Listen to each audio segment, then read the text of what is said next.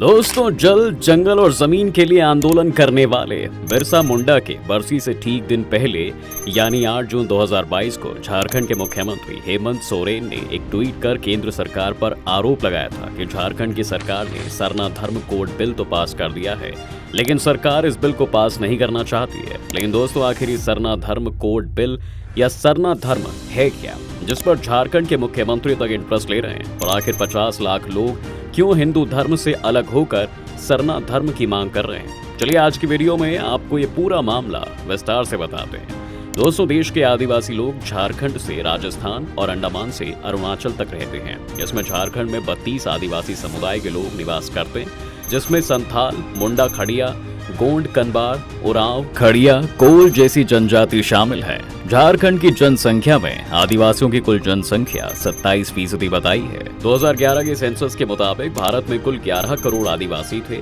इनमें 50 लाख से ज्यादा लोगों ने हिंदू के बजाय सरना को अपना धर्म बताया था। बताया जाता है कि पिछले 11 सालों में इनकी संख्या और ज्यादा बढ़ी है। दरअसल पिछले काफी समय से आदिवासी समुदाय का एक बड़ा हिस्सा सरना को एक अलग धर्म की मान्यता देने की मांग कर रहा है। अभी तक संविधान में ट्राइबल कम्युनिटी को हिंदू माना जाता है, लेकिन ऐसे बहुत से कानून हैं जो इन पर नहीं लागू होते हैं, जैसे Hindu succession act, Hindu marriage act, और इसके साथ ही आदिवासी समुदाय में हिंदू धर्म की कई मान्यताएं भी लागू नहीं होती। यही कारण है कि पिछले कुछ सालों से सरना धर्म बनाने की मांग हो रही है।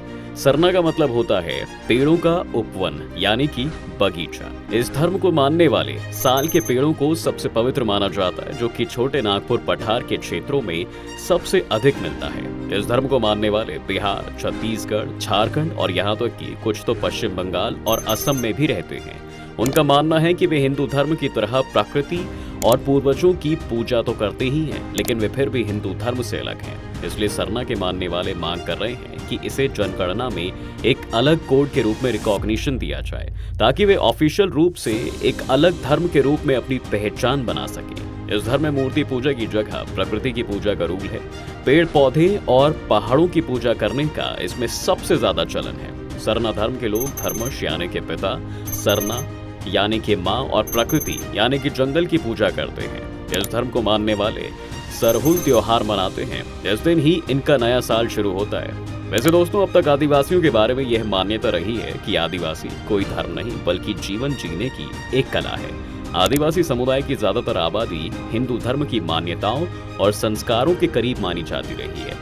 इनके पूजा पाठ के तरीके और रहन सहन की परंपराएं भी सनातन हिंदू धर्म की तरह ही रहे हैं। हालांकि इस धर्म की मांग करने वालों का कहना है कि वह मूर्ति पूजा, कास्ट सिस्टम, स्वर्ग नर्क में विश्वास नहीं रखते, इसलिए वे हिंदू धर्म से बहुत अलग हैं। हालांकि वे ये भी मानते हैं कि कई सरना लोग शिव और हिंदू देवताओं की पूजा भी करते हैं, जिन्हें वो फिर से अपने समुदाय में शामिल करने के लिए अभियान चला रहे हैं। इनका ये भी मानना है दोस्तों कि पृथ्वी बनने के समय से ही सरना धर्म है और ये सबसे पुराना धर्म है। सरना को धर्म बनाने के लिए ये भी तर्क दिया जाता है कि 2011 की जनगणना के अनुसार इस धर्म के मानने वालों की संख्या जैन धर्म से भी ज्यादा थी।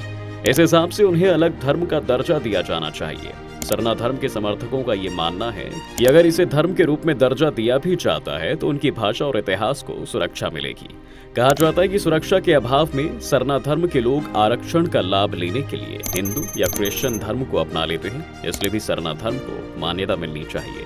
1871 में जब पहली बार देश में जनगणना हुई थी तो उस वक्त आदिवासियों के लिए अलग से धार्मिक कोड का सिस्टम था। 1951 की जनगणना में आदिवासियों को अलग धर्म की बजाय हिंदू धर्म की ही शेड्यूल्ड ट्राइब्स यानी कि एसटी कहा जाने लगा। अब दोस्तों, जनगणना 2000 के लिए दी गई डायरेक्शंस में हिंदू, मुस्लिम, ईसाई, सिख, बौद्ध और जैन इन 6 धर्मों को 1 से 6 तक के कोड नंबर दिए गए थे। बाकी बचे हुए धर्मों के लिए धर्म का नाम लिखना था, लेकिन कोई कोड नंबर नहीं दिया गया था। बाद में 2011 की जनगणना में यही सिस्टम अपनाया भी गया था। 1951 में पहली जनगणना में आदिवासियों के लिए धर्म के कॉलम में 9वें नंबर पर ट्राइब लिखा हुआ था, जिसे बाद में खत्म कर दिया जाता है। इसके हटने से आदिवासियों की गिनती अलग अलग धर्मों में बढ़ती चली गई। इससे हुआ ये कि कम्युनिटीज की काउंटिंग सही से नहीं हो पाई। 11 नवंबर 2020 को इस मांग को आगे बढ़ाते हुए झारखंड राज्य की विधानसभा में अगली जनगणना में सरना को एक अलग धर्म कोड देने का प्रपोजल पास किया गया। इसे झारखंड के मुख्यमंत्री हेमंत सोरेन ने पेश किया था। इस बिल को झारखंड विधानसभा में बीजेपी ने सपोर्ट भी किया झारखंड सरकार ने केंद्र को यह प्रस्ताव भेजते वक्त लिखा था कि साल 1931 में आदिवासियों की संख्या की कुल आबादी का 38.3%, जो साल 2011 की जनगणना के वक्त घटकर 26.2% रह गई है। आदिवासियों की इस घटती संख्या की एक वजह उनके लिए अलग धर्म कोड का नहीं होना है। लिहाजा केंद्र सरकार को सरना आदिवासी धर्म कोड बिल पर सोच विचार करना चाहिए। फिर 2021 में होने वाली जनगणना से पहले 7वें नंबर के कॉलम में अलग सरना आदिवासी धर्म कोड मिलना चाहिए। वैसे आपको बता दें दोस्तों कि 2021 में होने वाली जनगणना अभी तक नहीं हो पाई है।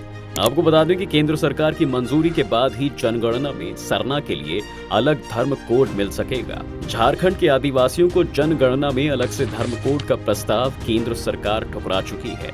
होम मिनिस्ट्री का कहना है कि ये संभव नहीं है। रजिस्ट्रार जनरल ऑफ इंडिया का कहना है कि अलग धर्म कोड या कॉलम बनाना सही नहीं होगा। अगर जनगणना में धर्म का नया कॉलम जोड़ा गया तो पूरे देश में ऐसी और मांगें भी उठेंगी। सरना धर्म की मांग झारखंड में हमेशा से एक सेंसिटिव मुद्दा रहा है।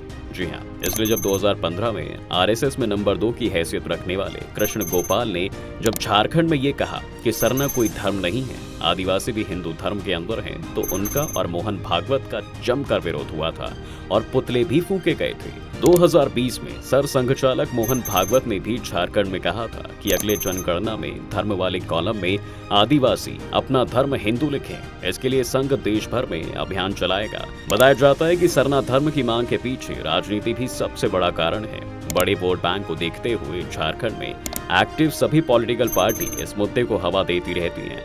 माना जाता है दोस्तों कि सभी आदिवासी भी खुद को सरना धर्म के नहीं मानते हैं। साल 2011 की जनगणना के मुताबिक भारत में आदिवासियों की संख्या 10 करोड़ से कुछ अधिक है। इनमें करीब 2 करोड़ भील, 1.60 करोड़ गोंड, 80 लाख संथाल, 50 लाख मीणा, 42 लाख उरांव, 27 लाख मुंडा और 19 लाख बोडो आदिवासी हैं। देश में आदिवासियों की 750 से भी अधिक जातियां हैं। अधिकतर राज्यों की आबादी में इनकी हिस्सेदारी है। इसके बावजूद भी अलग आदिवासी धर्म कोड का सिस्टम नहीं है।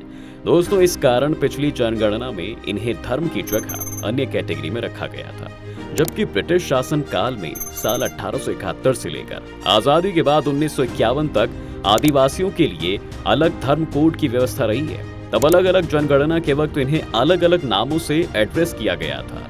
आजादी के बाद इन्हें शेड्यूल ट्राइब्स यानी कि एसटी कहा गया। आदिवासियों की धार्मिक आस्थाएं अलग अलग हैं। कोई सरना है, कोई ईसाई है, तो कोई हिंदू धर्म को मानता है।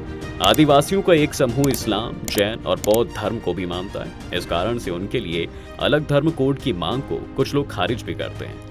अब दोस्तों, भारत में आदिवासियों का धर्म क्या है, इस पर हमेशा से विवाद होता रहा है। माना जाता है कि यह विवाद 300 वर्षों से भी अधिक समय से चला आ रहा है। जी हाँ, कई लोगों को तो ये भी मानना है कि आदिवासियों का मूल धर्म शैव है। बताया जाता है कि वे भगवान शिव की मूर्ति नहीं, शिवलिंग की पूजा करते हैं। जी हाँ, उनके धर्म में शिव के अलावा भैरव, कालिका, 10 महाविद्याएं और लोक देवता, कुल देवता, ग्राम देवता हैं। भारत में भी हिंदू धर्म में भी उन्हीं प्राचीन आदिवासियों का धर्म मिलता गया जिन्हें शैव कहा गया है। भारत की प्राचीन सभ्यता में भी शिव और शिवलिंग से जुड़े अवशेष मिलते रहते हैं, जिससे पता चलता है कि प्राचीन भारत के लोग शिव के साथ ही पशुओं और वृक्षों की पूजा करते थे। भगवान शिव को आदिदेव, आदिनाथ और आदि योगी भी कहा जाता है। आदि का अर्थ है सबसे प्राचीन। शिव को आदिवासियों का देवता भी माना जाता है। नागवंशी आदिवासी और उनकी उप जनजातियां नाग की पूजा करते हैं। सिंधु घाटी की सभ्यता में शिव जैसे पशुओं से घिरी कुछ मूर्ति मिली है, जिससे माना जाता है कि आदिवासियों का संबंध सिंधु घाटी की सभ्यता से भी रहा होगा। इसके साथ ही दोस्तों, आदिवासियों को भगवान राम से भी जोड़ा जाता है। भगवान राम अपने वनवास के दौरान लगभग 10 वर्ष तक दंडकारण्य क्षेत्र में आदिवासियों के बीच रहे थे। केवट, शबरी, हनुमान और सुग्रीव मिलन को भी आदिवासी और दलितों से जोड़कर देखा जाता है। दंडकारण्य क्षेत्र में आदिवासियों की सबसे ज्यादा संख्या थी। यहाँ के आदिवासियों को बाणासुर के अत्याचार से मुक्त कराने के बाद प्रभु श्री राम 10 वर्षों तक आदिवासियों के बीच ही रहे थे। दंडकारण्य में आज के छत्तीसगढ़, ओडिशा और आंध्र प्रदेश राज्य के कुछ हिस्से शामिल हैं। इस पूरे क्षेत्र के आदिवासियों में आज भी राम और हनुमान को सबसे ज्यादा पूजनीय माना जाता है। तो दोस्तों, ये थी पूरी सरना धर्म के आदिवासियों की पूरी कहानी। दोस्तों, आप क्या सोचते हैं इस पूरे विवाद पर? क्या आदिवासियों को नया सरना धर्म मिलना चाहिए? अपनी राय कमेंट बॉक्स में जरूर रखें। वीडियो को लाइक कीजिए और हमारे चैनल को सब्सक्राइब भी जरूर कीजिए।